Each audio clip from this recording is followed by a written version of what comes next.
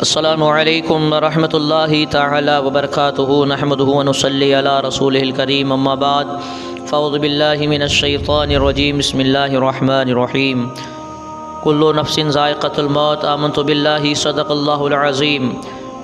सामईन हज़रात, प्यारे आका सल्लल्लाहु तआला अलैहि वसल्लम ने क़यामत के बारे में हम सब को बताया 1400 साल पहले कि क़ुर्ब क़यामत कुछ ऐसे वाक़यात नमूदार होंगे, कुछ ऐसे हालात ज़िंदगी हो जाएंगे और कुछ ऐसी निशानियाँ ज़ाहिर होंगी जिससे आप समझ लेना कि क़यामत करीब है। क़ुर्ब क़यामत के वाक़यात नबी करीम सल्लल्लाहु ताला अलैहि वसल्लम ने क़यामत की अलामात और उससे पहले होने वाले हालात बयान फरमाए। उन इरशादात मुस्तफ़बी पर गौर किया जाए तो वाज़ेह होता है कि कितने वाक़यात नमूदार हो चुके हैं, कितने आए दिन वाक़े हो रहे हैं। उससे नबी करीम सल्लल्लाहु ताला अलैहि वसल्लम की शान और रब ताला की तरफ से आपको अता करदा उलूम ग़ैबिया और इस्लाम की हक़्क़ानियत वाज़ेह हो जाती है। साहिब ईमान को ये मानने में कोई मुश्किल दरपेश नहीं रहती कि हाँ, यकीनन क़यामत आएगी। एक वक्त में कुछ लोग लौटे होंगे।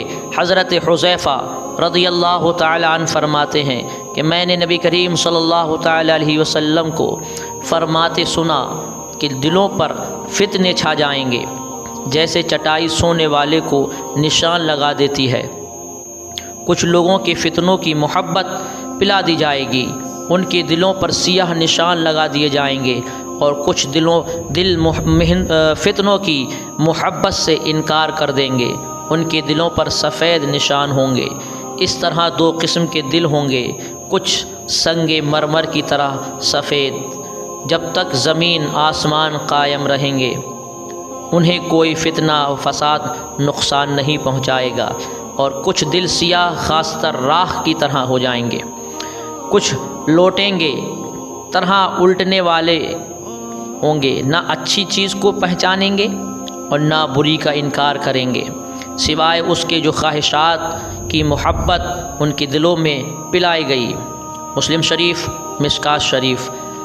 इस हदीस पाक में बाज़ लोगों का ज़िक्र है जो वो फितनों से दूर रहेंगे, उनके दिल सफ़ेद मुनव्वर जगमगाते रहेंगे। ता क़यामत ऐसे लोग आते रहेंगे जो शैतानों की गिरफ्त से महफूज होंगे, फितनों से दूर भागेंगे, यही हक़ पर कायम रहने वाले होंगे।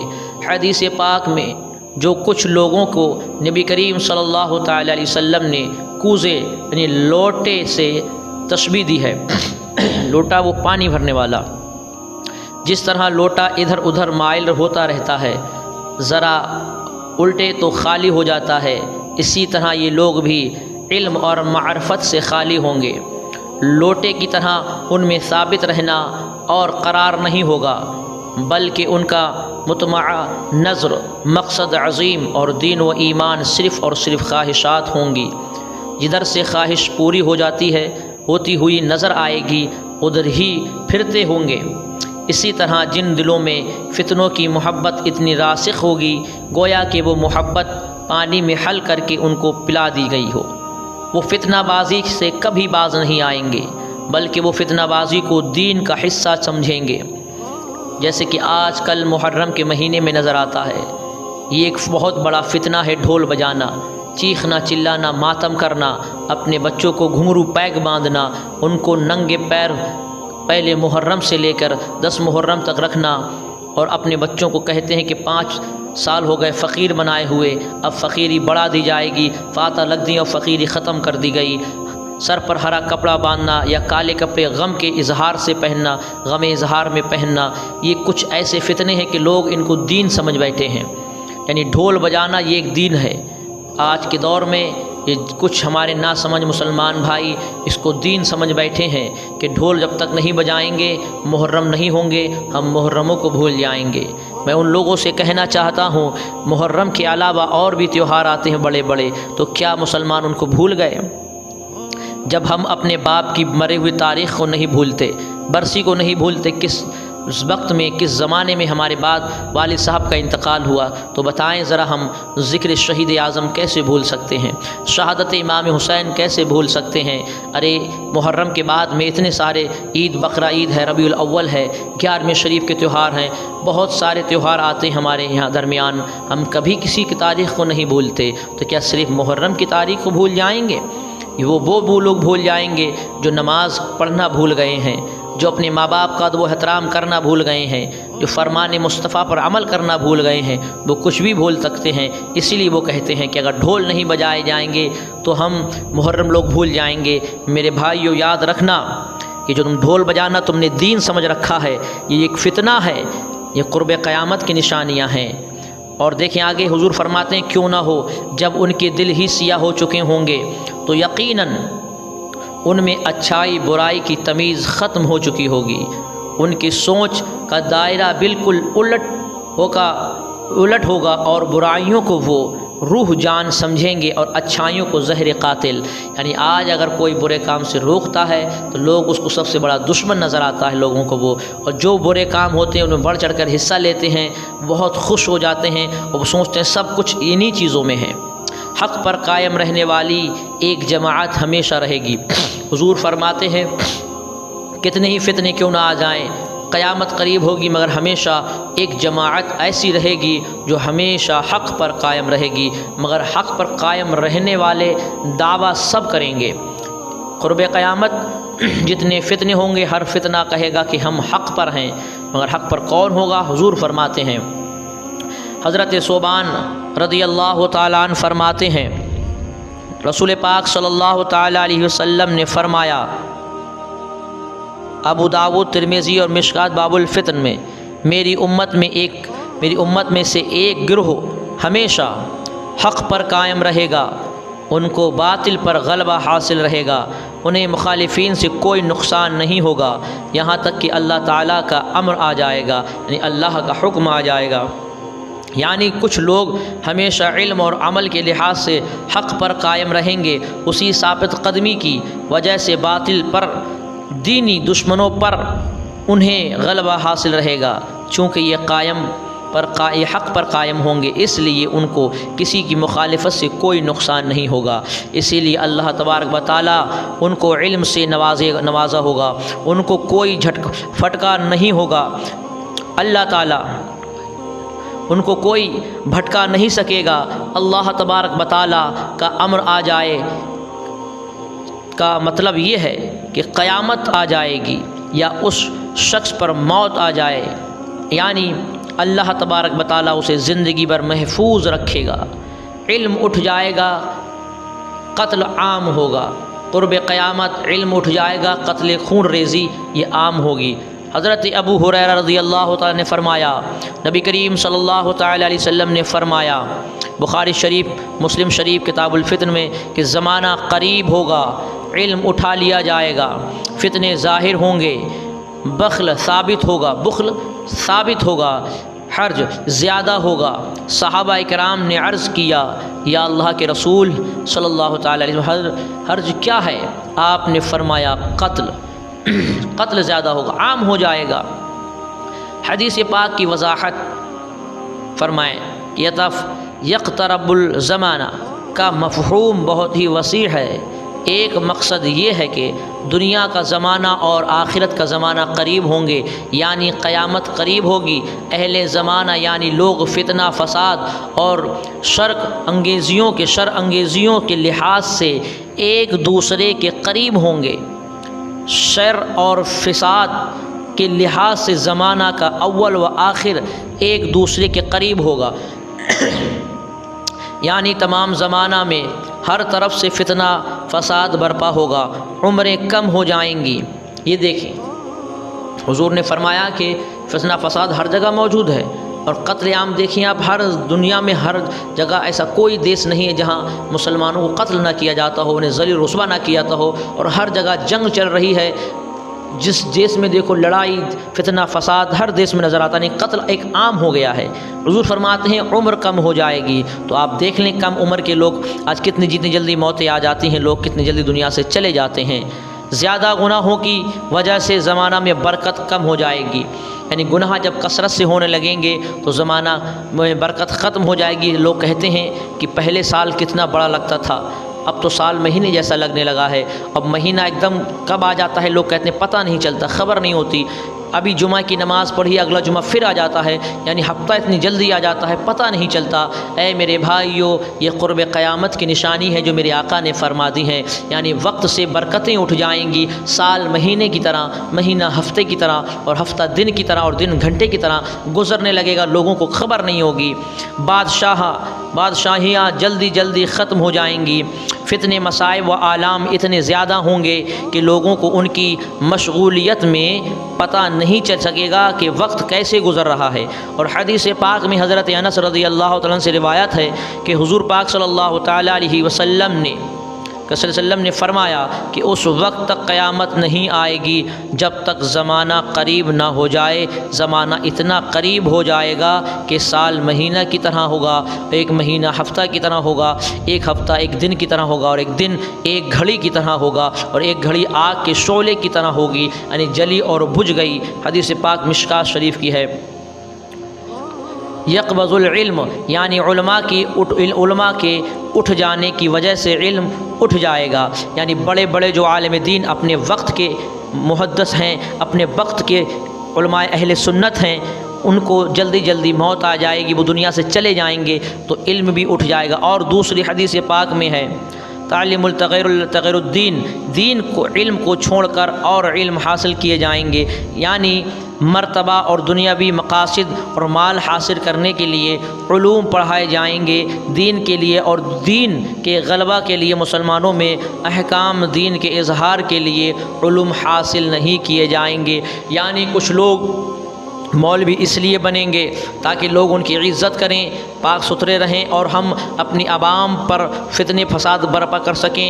यानी तकरीर करेंगे, पैसा कमाएंगे, शायर बनेंगे, पैसा कमाएंगे। अगर ये मकसद है और इसी के बारे में फ़रमाया तो ये क़ुर्ब क़यामत की निशानी है कि लोग इल्म दीन सीखेंगे पैसा कमाने के लिए, कि हम इल्म दीन सीखें और हम ये तावीज़ लिखेंगे, वजीफ़े करेंगे, तावीज़ लिखेंगे ताकि लोगों से हम अच्छा पैसा खींच सकें। तो ये क़ुर्ब क़यामत की निशानी है।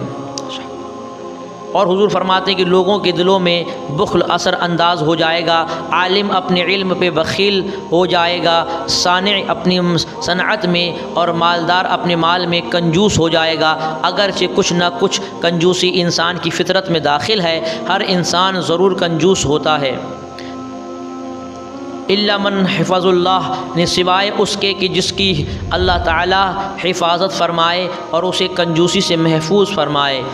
कसीर फितनों की वजह से बहुत ज़्यादा कत्ल वाक़ होगा।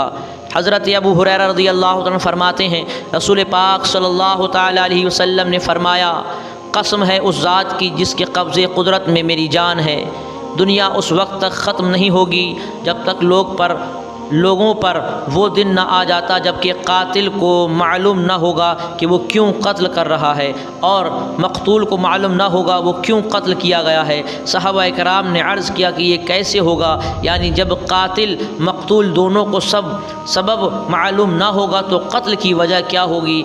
आपने फरमाया कि हर्ज होगा, यानी कसीर फितने नमूदार होंगे, एक दूसरे के ख़िलाफ़ फसाद भड़केगा जिसकी वजह से कत्ल आम होगा। कातिल और मक़तूल दोनों जहन्नम में जाएंगे। मिशकात शरीफ, कत्ल करने वाले का जहन्नम में जाना इसलिए होगा कि उसने एक मुसलमान को कत्ल किया है, लेकिन कत्ल होने वाले को जहन्नम में इसलिए डाला जाएगा कि वो भी चाहता था कि मैं उसे कत्ल करूं लेकिन उसे मौका ना मिल सका और अपने इरादे को अमली जामा ना पहना सका।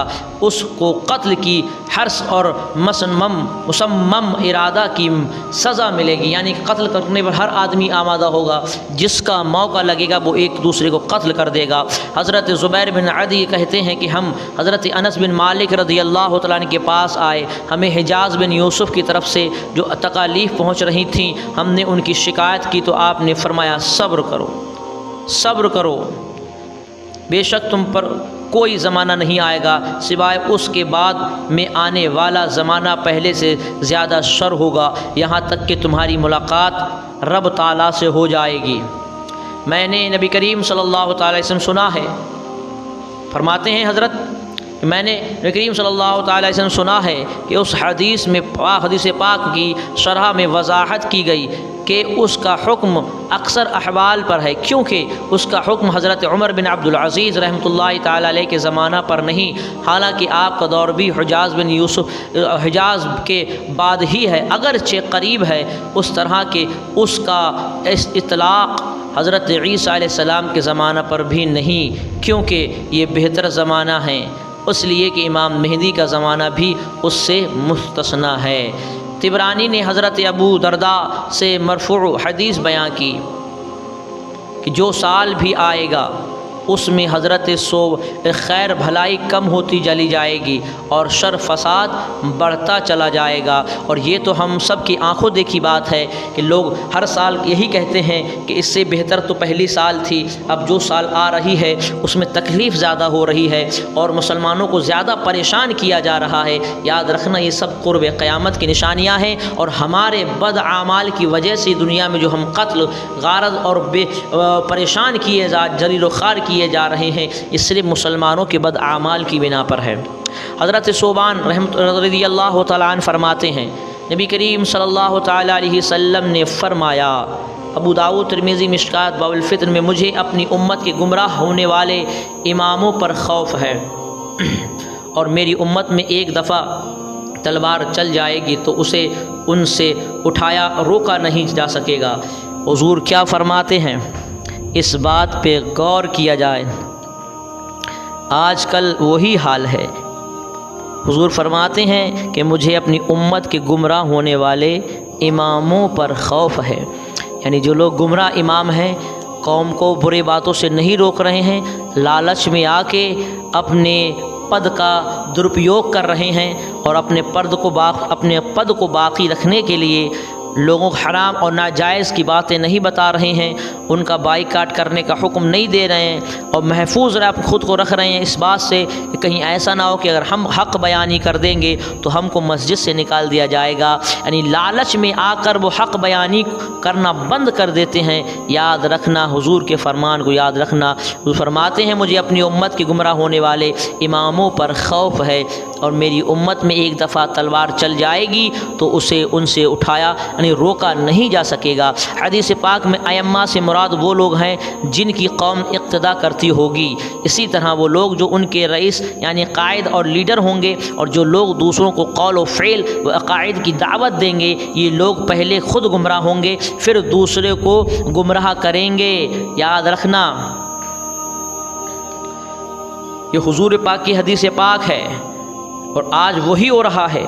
लोग जिसके पीछे चल रहे हैं, जिसको अपना कायद मान रहे हैं, वही लोगों को गुमराह बदमज़हब कर रहा है। खुदा रा हदीस पाक का बयान देखकर इंसाफ करें, ये कौन से लोग हैं। और नबी करीम सल्लल्लाहु अलैहि वसल्लम का इरशाद गिरामी है, हमारे उस ज़माना में कैसे हरूफ सादिक आ चुका है, क्योंकि आपने इन दिनों दोनों चीज़ों को एक जगह जमा करके वाज़ेह इरशाद फरमा दिया कि लोगों को गुमराह करने वाले इमाम होंगे और उनकी वजह से तलवार चलेगी तो वो तलवार ता क़यामत चलती रहेगी। अब ज़रा देखें कि मस्जिदों में नमाजियों को कत्ल करना, मसाजिद को जुल्म का अखाड़ा बनाना कौन कौन से इमामों का काम है। बस वही खुद गुमराह हैं और दूसरों को गुमराह करने वाले हैं। हज़रत अब्दुल्ला बिन उमर रज़ियल्लाहु अन्हु फरमाते हैं कि हम नबी करीम सल्लल्लाहु तआला अलैहि वसल्लम के पास बैठे हुए थे कि आपने फितनों का ज़िक्र फरमाया, आपने उनका बहुत ज़्यादा तज़किरा फरमाया, यहाँ तक कि आपने फितना अहलास का ज़िक्र फरमाया। अब किसने पूछा कि फितना अहलास क्या है, क्या चीज़ है, तो आपने फरमाया कि हरब का माना है भागना, यानी लोगों में इतनी ज़्यादा अदावत और लड़ाइयाँ होंगी कि वो एक दूसरे से भागेंगे, एक दूसरे पर एतमाद उठ जाएगा, यानी भरोसा उठ जाएगा, यानी लोग दूसरे लोगों को दुश्मन समझेंगे। हर्ब का माना है लड़ाई, यानी एक दूसरे का माल नाहक ले लेंगे, दूसरे के अहल अयाल को नाहक सताएंगे, दूसरे की बीवियाँ अगवा कर ली जाएंगी, इसलिए कि उनके दरमियान लड़ाई होती रहेगी। फिर नबी करीम सल्लल्लाहु अलैहि वसल्लम ने फितना सरा का ज़िक्र फरमाया। सरा का माना है खुश होना, यानी मुसलमान आपस में लड़ेंगे और दूसरी कौमें उनके पास हाल को देख कर खुश होंगी। याद रखना ये जो बात है, फितना सरा हुजूर ने फरमाया कि मुसलमान आपस में लड़ेंगे और दूसरी कौमें देख कर खुश होंगी। आज दुनिया के अंदर जहाँ जहाँ जंगें हो रही हैं, फ़िलिस्तीन इसराइल के दरमियान, या सीरिया या चाइना या यमन के दरमियान जो भी हो रही हैं, याद रखना यहूदी नसारा का ये मनसब है और यहूदी नसारा का ये तरीक़ा है कि मुसलमानों को एक दूसरे से लड़वाते रहो, ये ख़ुद ही तबाह बर्बाद होते रहेंगे। जैसा कि तुमने देखा है इसराइल और अमेरिका दुनिया के हर मुस्लिम देशों को परेशान कर रहा है और उन आपस में मुसलमानों में कत्ल आम हो रहा है। एक तरफ मुसलमान भाइयों को कत्ल किया जा रहा है और ये मुस्लिम ममालिक खामोश बैठे हैं। तुम देख रहे हो ये हदीस पाक इस चीज़ पर सच साबित हुई कि हुजूर फरमाते हैं कि मुसलमान आपस में लड़ेंगे और दूसरी कौमें देखकर खुश होंगी और इस तरह ये अपने माल और दौलत और ऐश व इशरत के ज़्यादा असबाब मुहैया होने की वजह से खुश होकर गुनाहों में मुब्तला होंगे। ये बहुत बड़ा फितना है।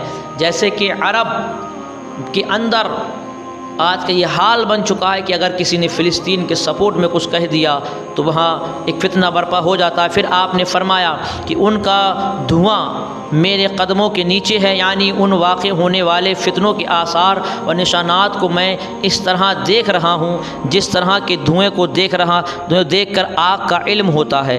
यानी हुजूर फरमा इस तरह ता क़यामत वाक़ होने वाले फ़ितने नबी करीम सल्लल्लाहु तआला अलैहि वसल्लम के सामने थे। फिर आपने इरशाद फरमाया कि मेरी अहले बैत के कई लोग ये गुमान करते होंगे कि वो मेरे हैं, हालांकि वो मेरे नहीं होंगे। इस बात पे गौर करें कि जो आज कुछ हमने देखा है कि कुछ सैयद ज़ादे, कुछ सैयद लोग ऐसे हैं कि जो सोचते हैं कि हम ही हुजूर के हैं, बाकी कोई दूसरा नहीं है। यानी बस वो सोचते हैं कि हम अहले बैत से हैं और हुजूर क्या फरमा रहे हैं, ये फरमान आका है, फरमान मुस्तफ़ा है, फरमान हबीब खुदा है। हुजूर फरमाते हैं कि मेरी अहले बैत के कई लोग ये गुमान करते होंगे कि वो मेरे हैं, हालांकि वो मेरे नहीं होंगे, कि मेरे वली अहले बैत तो सिर्फ़ परहेज़गार लोग होंगे। जो परहेज़गार हैं, अल्लाह का फरमान भी है कुरान मुक़द्दस में, इन्न अकरमकुम इंदल्लाहि अतक़ाकुम, कि तुम में मुत्तक़ी परहेज़गार वो है, तुम में बेहतर वो लोग हैं जो मुत्तक़ी और परहेज़गार होंगे। अल्लाह फरमाता है कि मेरे नज़दीक तुम में वो लोग बेहतर हैं जो मुत्तक़ी और परहेज़गार होंगे। और हुजूर फरमाते हैं कि मेरे अहले बैत के कई लोग ये गुमान करते होंगे कि हम अहले बैत से हैं, गुमान करते होंगे कि वो मेरे हैं, वो हुजूर के हैं। और हुजूर फरमाते हैं कि वो मेरे नहीं होंगे, मेरे तो वो हैं जो मुत्तक़ी और परहेज़गार हैं। क्या फरमाते हैं? जो मुत्तक़ी और परहेज़गार हैं, हुजूर ने उनके लिए फ़रमाया है। बड़े अफसोस की बात है कि जो लोग ये समझते हैं। और देखिए कि नबी करीम सल्लल्लाहु अलैहि वसल्लम के इरशाद गिरामी से वाज़े हुआ कि सैयद बदअक़ीदा और बदअमाल उस पर खुश ना होता रहे कि मैं आले नबी हूँ। एक बार और समाअत करें, नबी करीम सल्लल्लाहु अलैहि वसल्लम के इरशाद गिरामी से वाज़े हुआ कि सैयद बदअक़ीदा और बदअमाल उसी पर खुश ना होता रहे कि मैं आले नबी हूँ, क्योंकि नबी करीम सल्लल्लाहु अलैहि वसल्लम ने उसे अपनी आल से ख़ारिज कर दिया है। और आल से ना होने के बावजूद नेक लोगों को अपनी आल में शामिल कर लिया। हाँ, अगर वो आपकी आल से भी हों और नेक और सहीउल अक़ीदा भी हों तो सुबहान अल्लाह, अल्लाह उनकी कितनी बुलंद शान होगी। और हज़रत अबू हुरैरा रज़ियल्लाहु तआला से रिवायत है कि बेशक नबी करीम सल्लल्लाहु तआला अलैहि वसल्लम ने फ़रमाया कि उस वक्त तक क़यामत कायम नहीं होगी जब तक कि दो बड़ी जमातों में अज़ीम लड़ाई ना होगी, हालांकि उन दोनों का दावा एक होगा, यानी दोनों इस्लाम के दावेदार होंगे। अब ये देखें ज़रा, एक बड़ी लड़ाई अभी तो ये चल रही है जो वो गैर मुस्लिमों में यहूदी नसारा से हो रही है। अभी आपस में ये अरब ममालिक आपस में टकराएंगे, अरब ममालिक और दोनों दावा करेंगे कि हम हक़ पर हैं, हम ईमान वाले हैं। वो जब लड़ाई होगी तो याद रखना क़यामत करीब, बिल्कुल करीब है। तो ये मैंने आपको क़यामत की कुछ निशानियाँ बताने की कोशिश की हैं। अब इस इंशाअल्लाह अगली वीडियो में मैं शराब है, ज़िनाकारी है और औरतों के हुक्मरान बनाने वाले कभी फला नहीं पा सकते, जो और भी जो क़यामत की निशानियां हैं इंशाअल्लाह मैं अगले पार्ट में, अगली वीडियो में वो बताने की कोशिश करूँगा। आप हज़रात इसको गौर से सुने और क़यामत की निशानियां सुनने के बाद में ख़ुद को इन फितनों से महफूज रखें, ख़ुद को इन फितनों से महफूज रखें और दूसरों तक ये वीडियो ज़्यादा से ज़्यादा शेयर करें ताकि वो लोगों को इन चीज़ की जानकारी हो जाए। जो ख़ुद को सैयद कहलाते हैं और दिन रात गुनाहों में मुब्तला रहते हैं, वो इस चीज़ पे